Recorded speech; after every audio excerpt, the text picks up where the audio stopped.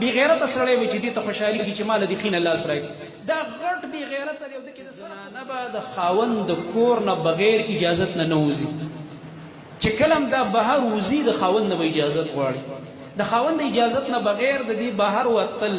چرته تلل په خپله خوښه باندې اگر که د مور پلار کره ځي خو دا به د خاوند نه اجازت غواړي ځکه که دا د خاوند نه اجازت نه غواړي په خپل سر دا ګرځي نو بیا د خاوند د خاوند کېدو فایده څه شوله دا پسې چې خاوند دی او دا کومه ټوکړه چې د آیت ما وویله سورة النساء یو دوه کسان به راورشي دا ماشومان یو دوه ملګري به راورشي حمیدالله صاحب یو دا الله رب العالمین چې فرمایي چې الرجال قوامون علی النساء دا نارینه به مشرانی حاکمان به په زنانو باندې مانه د کور مشري به د نارینه په لاس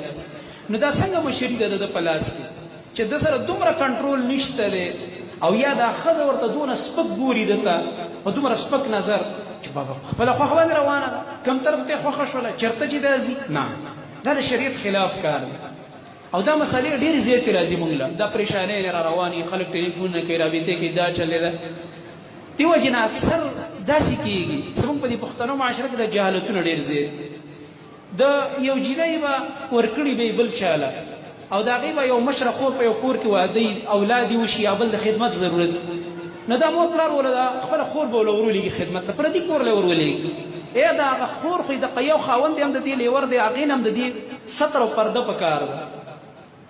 د دې ما څه کېږي اوښې کېږي هغه اوښې نه خو هم د دې ستر او پرده په کار دا نه چې لالا دی او لاسونه وله ورکړه دا حرام کار دی بې غیرته سړی وي چې دې ته خوشحالېږي چې ماله دې خینه لاس راکړي دا غټ بې غیرته دی او ده کې د سره پښتو نشته چې دې ته خوشحالېږي چې د ښځو منځ کې ناست یم او ښځې ماله لاسونه راکړي او هغې څه خاندم او خوشحالېږم غیرتي سړی دروند انسان هغه د سړو ځای کې کښېني په بیټک کې کښېني د زنانو خواله نه ورځي بلکې هغه داسې وایي خپلې کور والا ته وایي چې دا خویندې دې پوهه کړه چې ماله ګوره لاس رانه کړي دا د شریعت خلاف کار دی زما دوی سره لاس میلاول ناروا دي زما دوی سره لاس میلاول حرام دي الله رب العالمین بند کړي دا د الله پابندي دا مولوي صاحب جذبات نه دي چې بعضې خلک ولې په ما غلط ګمان کې دا الله قرآن نعوذ بالله غلطې خبرې کوي دا د الله خبرې دي محمد رسول الله صلی الله علیه وسلم نه ته اوچت انسان هغه خپلې خینې له لاس نه دی ورکړی هغه خپلې ترور لور له لاس نه دی ورکړی تره لور له لاس نه دی ورکړی که لرې نه سلام کلام کې د بس سلام علیکم وعلیکم السلام بس ته څوک یې او زه څوک یم چې موږ به د الله قوانین ماتوو دا د شریعت خلاف هغه جهالتونه چې په موږ کې موجود او بیا د دې د لاسه ډېرې فتنې جوړېږي ډېر کرته دا جینۍ پردي کور کې ورکړي او دا زی هلته د اوښې په کور کې ناسته خدمتونه کوي پردي هلکان وځي نه نوځي نو چې په ځای د دې چې ته دا اوښې ټلیفون کوي چې دا خور یې راولېږه چې خدمت یې وکړي دا اوښې دې خپلې خور ته ټلیفون وکړي که نه ځکه د هغې کور دی چې راشه زما ښځه بیماره ته له خدمت وکړه ورندار دې بیماره ته خدمت وکړه داسې په کار ده موږ د شریعت حدود ماتولو ته بلکل بډې راوالي او چې بیا راته څوک نصیحت کوي راباندې بد لګېږي او دا خبرې خو څه د مولوي صاحب نه دي چې په تا بد دا د الله دین په تا بد لګي دا در باندې دا قرآن بد لګي ستا مزاج قرآن منلو ته لا نه دی جوړ اصلي په ختمونو باندې ځان ستړی کړو د الله باندې خفه نه شي زما په دې خبرو باندې اصلي دې ځان ستړی کړو په دې تلاوتونو باندې د شپې په تهجدو دې ځان ستړی کړو حجونو عمرو له ځي او چې د شریعت حکم درته بیانېږي نو په هغه در باندې بیا بد لګېږي بیا راته پښتو را مخې ته شي پښتو څه شی دی د شریعت په مقابل اول د الله دین دی د الله شریعت دی د دې به هغه جایز او ناجایز امور دا به اولي مقدم وي په هر څه باندې زموږ رسمونه رواجونه به وروسته وي د دې وجې نه د دې خبرو لحاظ دا ډېر زیات ضروري دی د حدیث کې راځي نبی کریم صلی الله علیه وسلم دا فرمایلی چې یو زنانه له دا اجازت نشته دی چې هغه دې بغیر د خاوند د اجازت نه بل ځای ته لاړه شي دا په هغې باندې ناروا ده حرام کار او چې کله خاوند وي دا وغواړي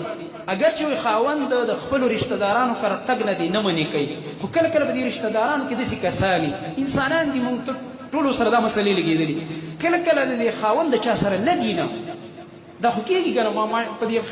خپلوانو کې کله داسې رشته دارانو چې ده ورسره نه لګي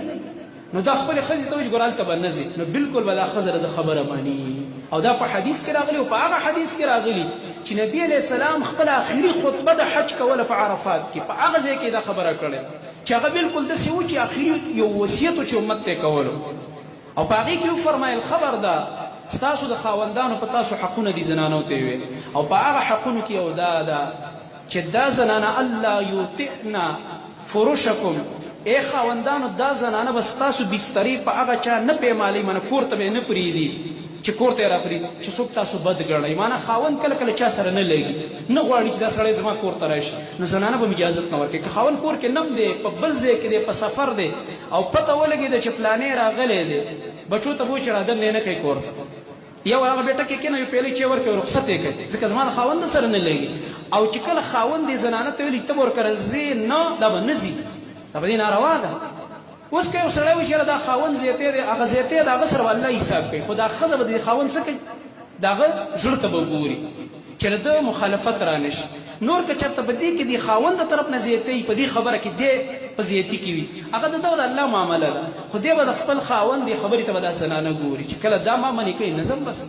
یا ما منې کوي چې دی مه پرېږده کور ته بس نه یې پرېږدم دا رسول الله صلی الله علیه وسلم دا حقوق ذکر کړي